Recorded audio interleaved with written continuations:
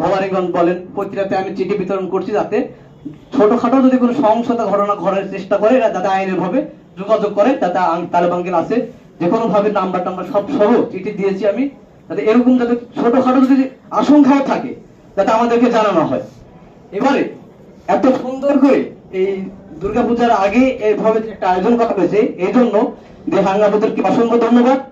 ইতিপূর্বে সামনের বছর থেকে ভালোভাবে আরো অনেক লোকজন ধর্ম নির্বিশেষে এরকম যেন আয়োজন করতে পারি।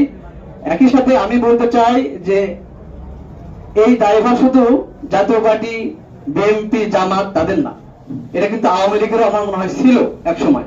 কিন্তু যে কোনো কারণে বাংলাদেশের মানুষের সাথে ভারতের ধর্মের সাথে একটা সংঘর্ষ লেগে থাকে, কিন্তু বাংলাদেশের মুসলমান মানুষ মনে হয় এরকম খুবই কম চিন্তা ভাবনা করে ভারতের প্রতি। কিন্তু ইতিপূর্বে ভারতের মিডিয়ার কিছু দেখবেন যে ছোটখাটো যেগুলো ঘটনা ঘটেই নাই সেগুলো তারা অতিরিক্ত বলে, মিডিয়াতে তারা অতিরিক্ত কিছু বলে তারা প্রচার করছে, বাংলাদেশ দুর্নাম করতেছে। এগুলো জিনিস থেকে আমরা একটু সতর্ক থাকবো।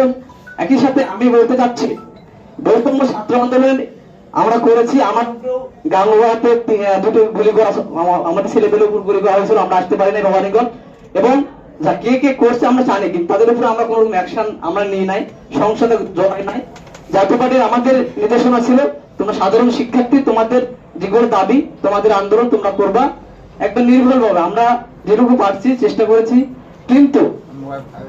কিন্তু আজকেও এই উপজেলাতেও কিছু কিছু ব্যক্তি, সাধারণ ব্যক্তির জন্য কাজ যদি উপজেলাতে দিয়ে যাওয়া হয়, শুধু এই অফিস না, অন্যান্য অফিস যেগুলো আছে, আমি কিন্তু প্রমাণ আমার কাছে থাকে, বা আমি নিজেও একটা সাক্ষী যে সাধারণ মানুষ কাজ দিয়ে গেছে 8 মাসও হয় নাই।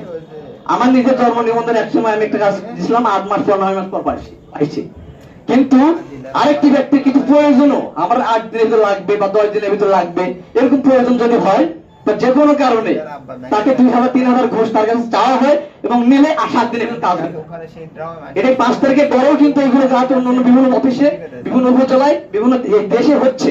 এখানে আমাদের নির্বাহী অফিসার আছেন, এই জিনিসগুলো আমাদের বাগমারা থেকে যাতে এইরকম সাহস কেউ না দেখে কোন সরকারি কর্মকর্তা, এবং কেউ দিতেও যাতে না পারে, কেউ নিতেও যাতে না পারে, আমরা এই বাংলাদেশ চাই।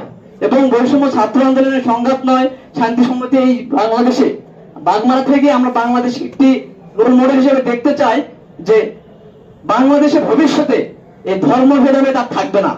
রাজনৈতিক এই এক ধর্মের যে আমরা সবাই সকল রাজনৈতিক দলতে বসতে পারি, এই জিনিসটা চালু থাকে। ইতিপূর্বে আমরা দেখেছি বিএনপি আসলে আওয়ামী লীগ আসে না, আওয়ামী লীগ আসলে বিএনপি আসে না, এই জিনিসগুলা বর্তমান বিএনপি, জাতীয় পার্টি, জামাত এই রাজনৈতিক দলগুলো যাতে এই ভেদাভেদ সৃষ্টি না করে। আমরা বৈষম্য ছাত্র আন্দোলন আপনাদের সবাই জন্য উন্মুক্ত কথা বলার জন্য জীবনের ভয়ভীতি ছেড়ে দিয়ে আপনাদের স্বাধীন বাংলাদেশ করে দেওয়ার চেষ্টা করেছি। এটা ধরে রাখার দায়িত্ব আপনাদের সবার। এই বলে আমার বক্তব্য শেষ করলাম। আসসালামু আলাইকুম।